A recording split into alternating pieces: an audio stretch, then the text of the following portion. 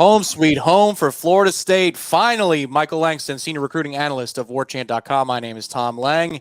This is the second home game for the Seminoles, and we are in the first weekend of October. That means recruiting. That means visitors. So what we're going to do today on Warchant TV is get a rundown of who the hell's coming. A lot of names. Michael, how are you doing this afternoon? And give us the rundown, whatever order you choose. Yeah, visit weekend, very hectic weekend. Obviously, I've been on the phones a lot, just tracking down each guy that's coming in.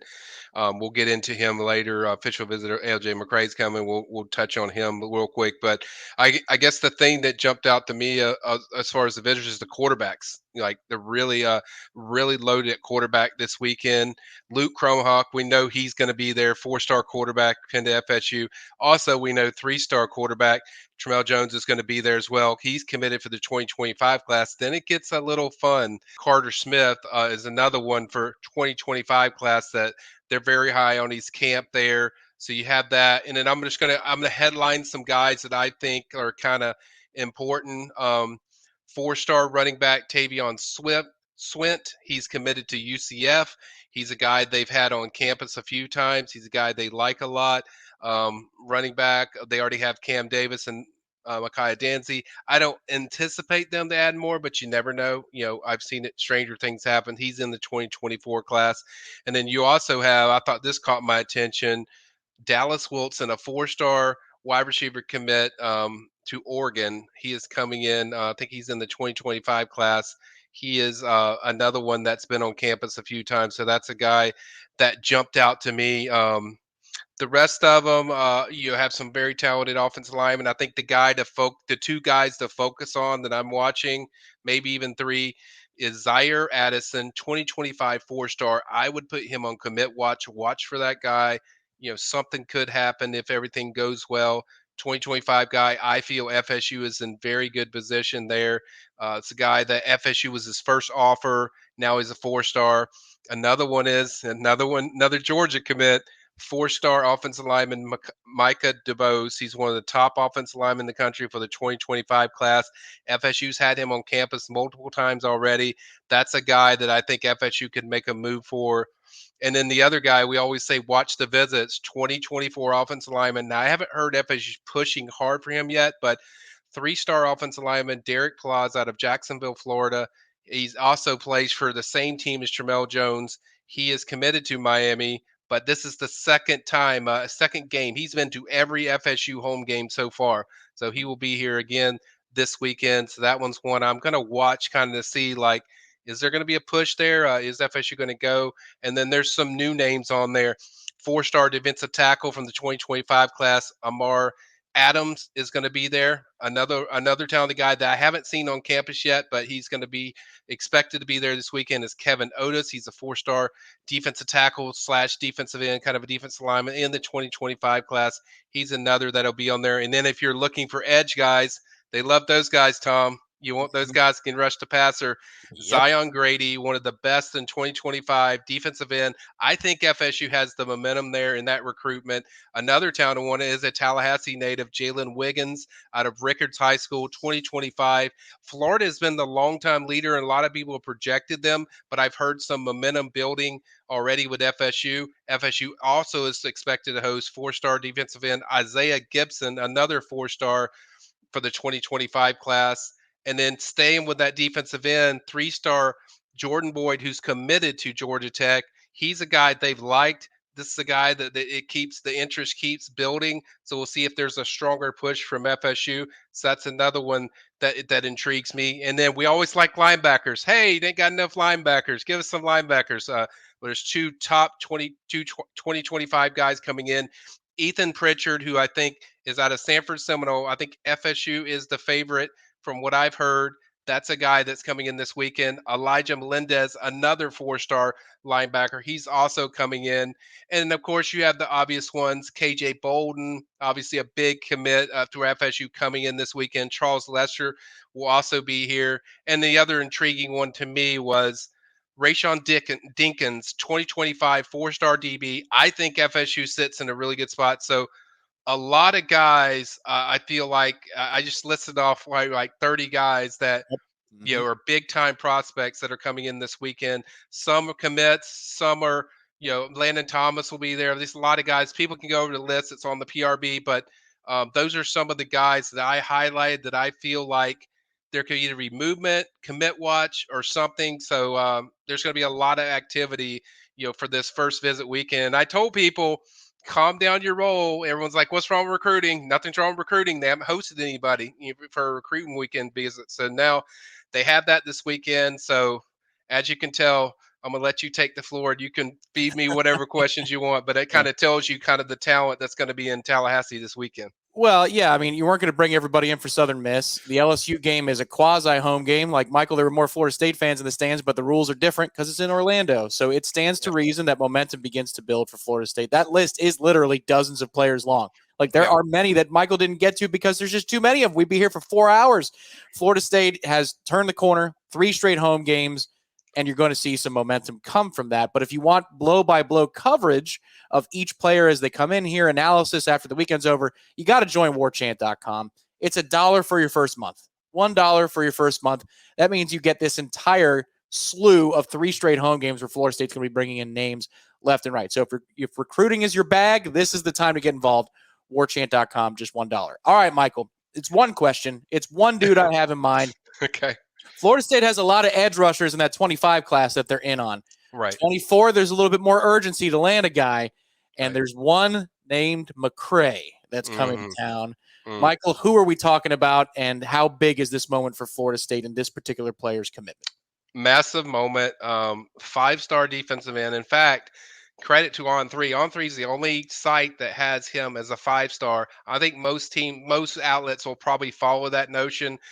This guy has a lot of Leonard Williams type of ability when you Whoa. watch him. I mean, just ridiculously. You can use him inside, outside. If FSU were to get him, I could see him. I'm not an astute expert like what Tom does every week, but if you watch, he does a lot of similar things to kind of the way he plays is what Dennis Briggs does, where you can move inside, outside, that type of guy. They don't even know, whether it be inside out, but he is a massive, massive target. FSU gets the last official visit. I was up in Daytona last Thursday, spent a lot of time with LJ. And the big thing too is FSU was on this kid when he was a 3-star and then bumped up to a 4-star and then now he's a 5-star. They were on him before anybody. He camped there. They offered the relationship built. Loves JP a lot. Loves Norvell. Loves what they're doing at defensive line. Called FSU's defense line just a ridiculous group of guys. So he sees what they're doing. But I think the big key that I'm going to watch this weekend is what he does with the players, because he's told me, like, I visited FSU. He's probably visited FSU more than any place, I would say, but he hasn't been around the players in general to kind of interact with them. He'll get that this weekend. Mainland, his school is on a bye, so I expect him to get there pretty early on Friday, get some time with the players on Friday, do all that stuff, and spend more time with them Saturday and maybe a little bit Sunday. So I think the player involvement and the player connection is going to be a big push for FSU to surge past the other main teams like Georgia, Florida, the two favorites. I would say that are competition that FSU is going against, and then two Miami's in there as well. But I think Florida and Georgia are the two teams I've heard the most that FSU will have to beat out. I think it's very close. I don't think there's a leader. I can tell body language with kids when I'm around them. His teammate Zay Mincy, I think he might have an indication of which way he go. I think LJ is truly looking for a spark, looking for something that, okay, that's why I'm going to that school. So I think it's a massive week and a massive opportunity. And I've said this before, LJ's wanted to decide like late after in October, but here's the kind of in between thing with that. If he pushes that thing back and says, "Hey, you know what? I want to see FSU and Miami play, in November," and then FSU gets an additional visit, my opinion and my feeling of FSU moving really high up changes a lot as far as who leads. Yep. I think that could greatly shift things if that were to happen. Now, he's always said October, but we've seen with these things they can change a lot, so I could see that shifting. But either way, it's a massive weekend for FSU in a close battle with Florida, Georgia. Florida just laid the bed last weekend, so that certainly doesn't hurt your chances when kids see that. And I tell that to them all the time, Tom. It's like everyone's like, "How does these games impact recruits?" The only way it really negatively impacts a recruit is if a kid sees one of his favorites not compete, not battle. Kids are just looking to see what you're give them something to grab onto that they can jump onto and say, "Hey, I can see where they're going." And so last week, I don't think that actually helped at all with Florida, but so that maybe have opened the door a little bit. Auburn's also in there. They had a really good visit with him the week before. So all these teams are in play. So everything's in play for FSU, and they got a chance to really nail it down and make their push and maybe surge to the front. That film is off the charts, Michael, and that's the first Yeah. 5 weeks of his last season. That's absurd. That's an angry player, a dude that Florida State wants. Like, we all watch highlight film, and you get to go to these games on Friday nights. You get to see these players in person, which has even more gravitas than just looking at film. There's some dudes, when I watch their highlights, I go, yeah, that's a guy. That's the guy I want. LJ McCray, whatever needs to happen. I'm not saying anything about collectives or nothing, Michael, but whatever needs to happen, this kid hopefully has a good time on campus, along with the dozens of others. I do want to ask you this question before we go, Michael. Concerns about recruiting and momentum because of the lack of home games. Let's play the traffic light game. Red light, yellow light, green light. How do you feel about Florida State's recruiting going into this weekend? I feel it's green going into what I have so far. I mean, they're 4-0. They have 2 marquee wins. I don't care what Nick Clemson lost some early games. That's a very talented team.